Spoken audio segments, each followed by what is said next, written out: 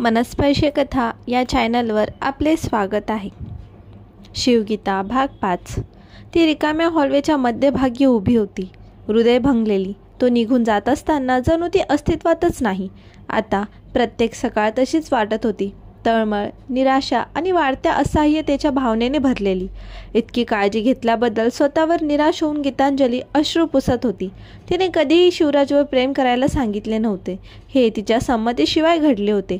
तिचे हृदय तिच्या विवेकी मनाचा विश्वासघात करत होते.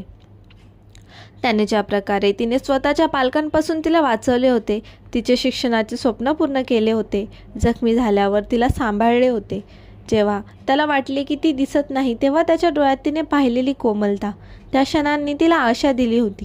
पण आता ती आशा तिच्यासमोर एकामागून एक कोसळत असल्याचे दिसत होते. त्याच्या थंडपणामुळे त्यांच्या घरात गुदमरल्यासारखे वातावरण होते. अंजली स्वतःला सांगण्याचा प्रयत्न करत होती की ती ते सहन करू शकते, त्याचे अंतर ती सहन करू शकते. पण सत्य हे होते की ते तिला मान्य करण्यापेक्षा जास्त दुखावले होते. जेव्हा त्याने आपली काळजी कमी केली होती, जेव्हा त्याने त्याच्या दुखापतीनंतर अगिकता दाखवली होती, तेव्हा तिला ते क्षण आठवत होते. आता ते क्षण त्याच्या बर्फाळ उदासीनतेने झाकलेल्या दूरच्या आठवणीसारखे वाटत होते. तरीही ते दररोज प्रशिक्षण देत होते. शिवराजने तिच्या संरक्षण प्रशिक्षणाला गांभीर्याने घेतले होते, जरी त्याने भावनिक आणि शारीरिक अंतर ठेवले होते. प्रत्येक सत्र कार्यक्षम, विचारशील आणि शांत होते. तो फक्त जेव्हा अगदी आवश्यक असेल तेव्हाच बोलत असे. त्याची सूचना लहान आणि काटेकोरपणे देत असे, जणू काय तो जाणून बुजून त्यांच्यामध्ये एक भिंत बांधत होता. एक भिंत, आणि गीतांजलीकडे ती तोडण्याचा कोणताही मार्ग नव्हता. गीतांजली बेडवरून उठताच उसासा टाकत होती. तिचे मन दुखाने जड होते. तिला आशा होते की त्याचे प्रशिक्षण सत्र त्यांना जवळ आणतील, परंतु त्याऐवजी ते आणखी दूर जात आहेत असे वाटते. दररोज ते एकत्र प्रशिक्षण घेत असत, परंतु असे वाटत होते की तो खरोखर तिथे नव्हता. त्याचे लक्ष पूर्णपणे हातातील कामावर होते, तिच्यावर नाही. तो तिला पत्नीसारखे नाही तर एका सैनिकासारखे वागवत असे. गीतांजली ट्रेनिंग रूमच्या मध्यभागी उभी होती. तिचे हात बॉक्सिंग ग्लोव्समध्ये घट्ट गुंडाळले होते आणि ती पंचिंग बॅगकडे जात होती. शिवराज तिच्या शेजारी होता आणि ती एका तीव्रतेने पाहत होती, ज्यामुळे ती अस्वस्थ झाली. तो नेहमीच शांत, नियंत्रित होता, परंतु अलीकडे त्याच्यात एक अशी धार निर्माण झाली होती जी ती समजू शकत नव्हती. शिवराजने घसा साफ केला आणि सूचना दिली. त्याचा आवाज कडक पण दूरचा होता. गीतांजलीने जोरात श्वास सोडला आणि बॅगवर 1-2 जोरदार वार केले. तिच्या हातातील स्नायू जळत होते, पण तिने वेदनेतून बाहेर पडून स्वतःला सिद्ध करण्याचा दृढ निश्चय केला. प्रत्येक हालचालीचे मूल्यांकन करत त्याचे डोळे तिच्यावर असल्याचे तिला जाणवत होते. ठीक आहे, आता लवकर विचार करू नकोस, फक्त प्रतिक्रिया दे, शिवराज म्हणाला. तिला अधिक जागा देण्यासाठी थोडा मागे सरकला. गीतांजली मान हलवत होती. तिचे लक्ष पूर्णपणे हातात असलेल्या कामावर केंद्रित होते. तिच्या मुठी वेगाने उडत होत्या. त्याच्या आज्ञा पाळत असताना तिचे शरीर अचूकपणे हलत होते. ती एक जलद शिकणारी होती आणि शिवराजला ते माहीत होतं. प्रत्येक ठोसा अधिक तीक्ष्ण होता, प्रत्येक हालचाल अधिक तरल होती. ती अधिक मजबूत, अधिक सक्षम होती. आता तो तिच्याकडे वळत म्हणाला, स्वतःचा बचाव कर. कोणतीही पूर्वसूचना न देता शिवराजने तिचा हात धरला. तिचा तोल थोडासा बिघडला. गीतांजली सहजतेने प्रतिक्रिया देत त्याच्या पकडीतून बाहेर पडली आणि त्याच्या छातीवर एक वेगवान कोपर मारली. त्याने तिचा हात मधोमध धरला आणि क्षणभर तिला जागी धरले. चांगले, तो कुरकुरला. तिला सोडले आणि मागे सरकला. गीतांजलीचे हृदय धडधडत होते, फक्त शारीरिक श्रमानेच नाही तर त्याच्या जवळीकतेने. त्यांच्या शरीरातील क्षणिक संपर्कामुळे तिच्यामधून वीज गेली, पण ते घडताच तो मागे हटला. त्यांच्यातील अंतर पुन्हा एकदा स्पष्ट झाले. पुढे ते सशस्त्र प्रशिक्षणासाठी गेले. शिवराज तिला बंदूक कशी हाताळायची हे शिकवत होता. बंदुकीचा थंड पोलाद तिच्या हातात विचित्र वाटला आणि परिस्थितीचे गांभीर्य असूनही त्यांच्यातील वाढत्या अंतरामुळे तिला दुःख झाल्याशिवाय राहता आले नाही. स्थिर धर, शिवराजने सूचना दिली. त्याचा आवाज दृढ पण उबदार नव्हता. गीतांजलीने बंदूक उचलली आणि समोरच्या लक्ष्यावर लक्ष केले. तिने ट्रिगर दाबला आणि गोळी वाजताच बंदूक तिच्या हातात थोडी मागे सरकली. गोळी मध्यभागी लागली. परिपूर्ण नव्हती, पण तिच्या पहिल्या काही प्रयत्नांपेक्षा चांगली होती. पुन्हा शिवराजने जवळ येत आदेश दिला. त्याची उपस्थिती भीतीदायक पण अलिप्त होती. तिने पुन्हा गोळीबार केला.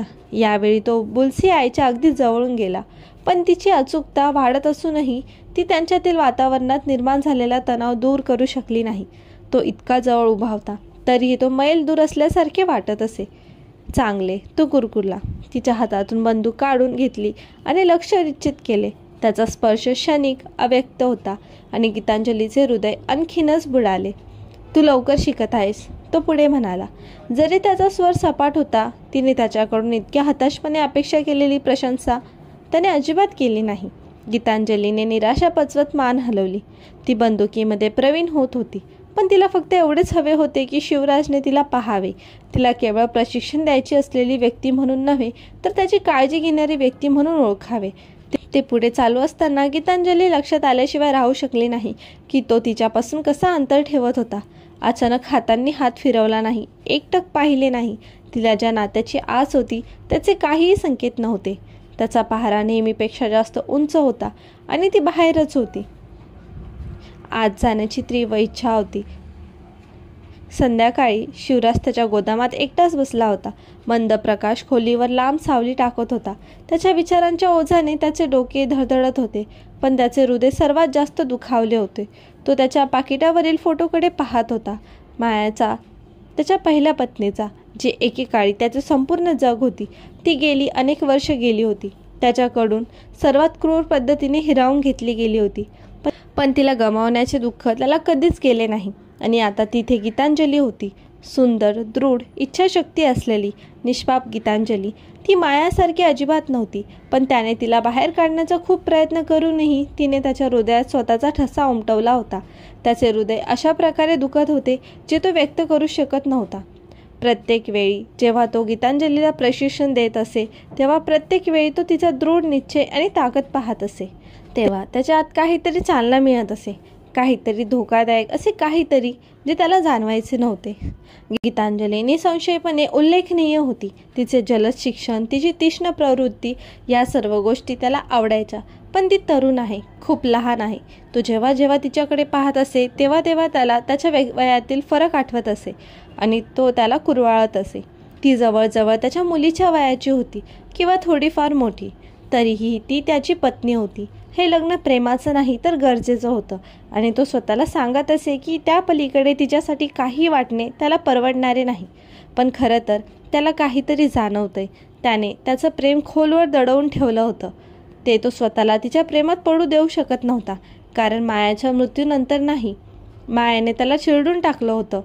त्याने पुन्हा कधीही त्याचं हृदय उघडणार नाही अशी शपथ घेतली होती. तो अशा वेदना पुन्हा अनुभवणार नव्हता आणि गीतांजलीबद्दल असे वाटणे चुकीचे होते, कारण ती त्याच्या आयुष्यापेक्षा कितीतरी जास्त पात्र होती. तिला अशा व्यक्तीची पात्रता होती जी तिच्यावर मुक्तपणे प्रेम करू शकेल, त्याच्या सामानाशिवाय, त्याच्या भूतकाळाच्या सावल्यांशिवाय. तो तिला ते देऊ शकत नव्हता. त्याचे हृदय कितीही ओरडले तरी. पण जेव्हा जेव्हा तो तिच्या डोळ्यांना त्याच्याकडे पाहत होता, काहीतरी अधिक आशा करत होता. तेव्हा तेव्हा तो त्याला आतून थोडेसे तोडून टाकत होते. तो तिच्याकडे धावत होता. तिला सांगू इच्छित होता की त्याला तिची काळजी आहे. तो तिला पाहतो, पण स्वतः त्या असुरक्षिततेला परवानगी देऊ शकत नव्हता. त्याने स्वतःला कठोर, निर्दयी असण्याचे प्रशिक्षण दिले होते आणि जरी ते त्याला दुखावत असले तरी त्याला दूर ठेवावे लागले. तिच्यासाठी जितके त्याचे होते तितकेच. त्या रात्री शिवराज त्याच्या पुस्तकांच्या आणि कागदपत्रांच्या एकांतात आश्रय घेण्यासाठी त्याच्या अभ्यासिकेत परतला. खोलीतील शांतता त्याच्या हृदयातील गोंधळापासून मुक्तता देणारी होती. तो त्याच्या डेस्कवर बसला. त्याचा फोन व्हिडिओ कॉलने वाजला. त्याने स्क्रीनकडे पाहिले. त्याच्या आई. त्याने उत्तर दिले. तिचा उबदार चेहरा स्क्रीनवर दिसत होता. शिवराज, माझ्या मुला. तिने अभिवादन केले. तुझे डोळे काळजीने भरलेले होते. तू थकलेला दिसतोस. तुला काही त्रास होत आहे? त्याने एक छोटेसे स्मित हास्य केले. आई, फक्त काम करत होतो, काही नवीन नाही. तिने त्याच्यातून अगदी स्पष्ट पाहिले. तिची नजर मऊ पण जाणणारी होती. हे कामाचे टेन्शन काही आहे की गीतांजलीचे? शिवराजचा जबडा घट्ट झाला. प्लीज आई, मला याबद्दल बोलायचे नाही. त्याच्या आईने त्याला एक मंद स्मित हास्य दिले. शिवराज, तू तिच्याकडे कसा पाहतोस ते मी पाहिले आहे. तू तिची काळजी घेतोस. तुला ते मान्य करावेसे वाटणार नाही, पण तुझ्या डोळ्यात मी ते पाहू शकते. त्याने दुसरीकडे पाहिले. त्याच्या छातीत तणाव वाढत होता. ती तरुण आहे आई, खूप लहान, जवळजवळ शिवानीच्या वयाची. ती इतकी लहान नाही आहे. त्याची आई हळूच म्हणाली. ती तुझी बायको आहे आणि मी तुला ओळखते. शिवराज, तू अशा जबाबदाऱ्या हलक्यात घेणारा नाहीस. तुला तिची काळजी आहे आणि त्यामुळे तुला भीती वाटते. शिवराजने मुठी आवळल्या. काही फरक पडत नाही. तिला तिच्या वयाच्या व्यक्तीची गरज आहे, जो तिला सामान्य जीवन देऊ शकेल. मी तो माणूस नाही. त्याच्या आईचे डोळे दुःखाने भरले होते. तू स्वतःला अशा गोष्टीची शिक्षा देत आहेस जी तुझी चुकी नाही. तुला वाटते की तिला दूर ढकलून तू तिचे रक्षण करत आहेस, पण तू तसे नाही करत. तू फक्त तुम्हा दोघांनाही दुखावत आहेस. मी तिच्यावर प्रेम करू शकत नाही आई, तो म्हणाला. त्याचा आवाज कडक होता. मी करणारही नाही. ती खूप लहान आहे आणि माझ्या जगात तिला स्थान नाही. त्याच्या आईने उसासा टाकला. त्याच्या शब्दांच्या वजनाने तिचे हृदय जड झाले होते. माझ्या मुला, तू चूक करत आहेस. भूतकाळाची भीती तुला भविष्य स्वीकारण्यापासून रोखू देऊ नकोस. गीतांजली हे तुझे भविष्य आहे.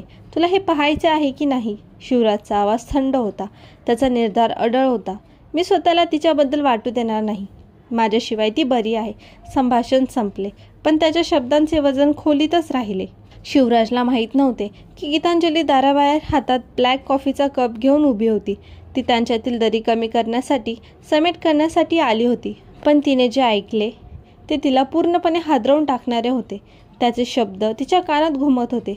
मी तिच्यावर प्रेम करू शकत नाही. माझ्या जगात तिला स्थान नाही. तिच्या हातातून कप घसरला.